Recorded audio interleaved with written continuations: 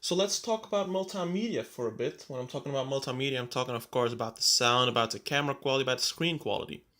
What I want to talk about first is screen. The screen is pretty good. You know, it's nothing special, it's nothing amazing, but the viewing angles are decent, as you can see.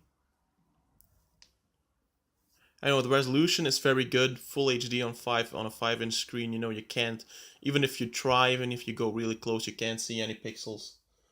Um, so yeah, there's not a lot to say about the screen. It's pretty standard in the industry to have, this kind of quality screen at the moment. The camera I thought was a bit disappointing. I'll be showing some sample shots on the screen right now, but the camera is being advertised as being a special kind of, module, being a Samsung module with a special feature that it has very fast autofocus, which it has. It has a pretty fast focus if you tap on a certain object on your viewfinder. But it's not the quality is good and the resolution is pretty good, but the colors are off in a way. They're way too cold in my opinion. It could be that it doesn't bother you, and I've noticed when taking HDR enabled shots, this problem is slightly solved by giving more saturation to the pictures. But if I had to sacrifice the fast autofocusing to get better colors, I would probably do it. So it's not bad, but it's not really great either. You can check the samples out for yourself and see what you think about them. The flash on the phone, the flash on the camera is absolutely useless in low light situations. You won't be taking good photos. Even if it's a dual LED flash, I don't know what Doogee was thinking, but those are two of the weakest flashes that were in there that I've ever seen. So yeah, use at your own discretion, I'd say. That was what I wanted to say about the camera. Now about the sound, the speaker sound isn't that good. The speaker isn't that great on this phone. So I'm not going to, show it to you right now because even though the quality isn't that good, it won't show very good on the microphone that I'm using. But the speaker isn't that good. But the speakers no, the headphone quality is really good. It's really good for a phone of this price. I would expect this kind of quality from phones that cost about double what this phone cost. And I think that's the partnership between MediaTek and Wolfson Audio paying off pretty well. There was some news earlier this year that they were having a partnership on the new chipsets. And it shows the sound through headphones is really good. It's really good. It has a good bass, not too loud, but not too soft either. Um, no, it's really qualitative. So if you're like me and you don't really care about the speaker because you don't use it, then this is pretty good for a media player. This coupled with the fact that it takes memory cards up to 128 gigabytes makes this a very reasonable price for a phone with media player capabilities. What else do I want to talk about? I want to talk about some of the basic connectivity stuff that's on this phone.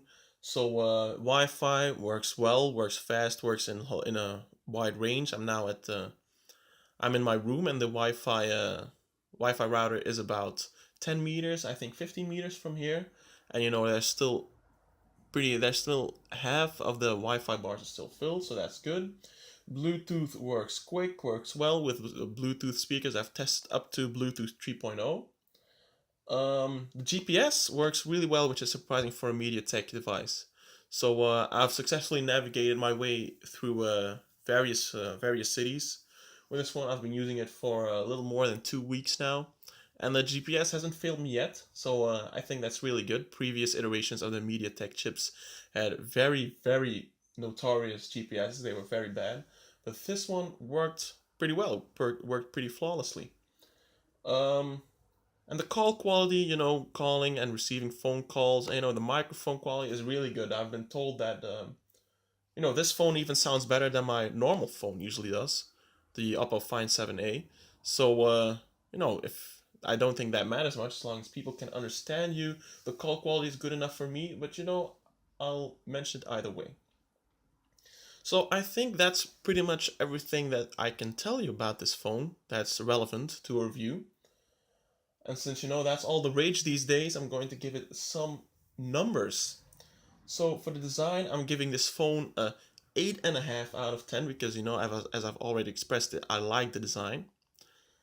The software gets a 7 out of 10 for me because it's pretty close to stock, so there's not a lot that I can say about that, but the launcher is really ugly, as I've already told you. So it gets some points off for that. The performance is a 6 out of 10, maybe mainly because I am disappointed by the performance of the MediaTek chip.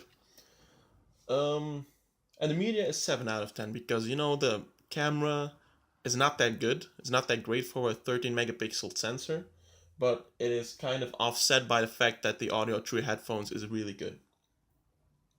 And I'm going to take 1 point off the total for the phone not including a notification LED, which I think is pretty much one of the basic functionalities of a smartphone these days, to have some way to let you know that you have a notification, you have a message, without having to turn on your screen. So yeah, that's pretty much the conclusion for this phone. At 160 euros, it's it's good value. It's one of the cheaper phones with this chipset, but I'm sure more are going to come out after this one. You know, it's a good alternative for phones like the Yayu S3 because the design on those phones aren't that great. So especially for people who are more fashion minded, this is a great phone because of the design, because of the glass on the front and the back, and the aluminum laser cutted edges, the frame. So yeah, this is a decent phone, but it's nothing too special in my opinion. You've got my scores, you've got my review. So the Doogee F3 Pro, buy it or not, and see you next time.